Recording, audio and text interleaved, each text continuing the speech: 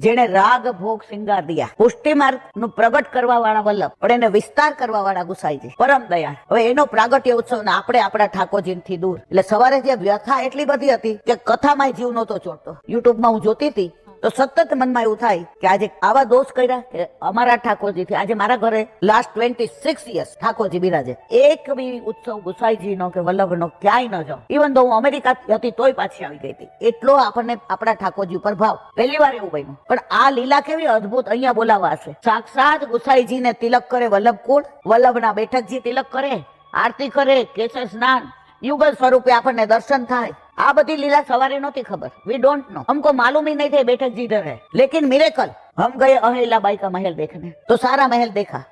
सब जगह દરેક જગ્યાએ અહલ્યાબાઈ શિવલિંગ લઈને હોય હાથમાં, કારણ કે શિવ ભક્ત હતા. બનારસનું મંદિર છે કાશી વિશ્વનાથ, તો એનો પુનરુદ્ધાર એને કર્યો અને એ શિવ ભક્ત એવી કે એના પર વિશ્વાસ.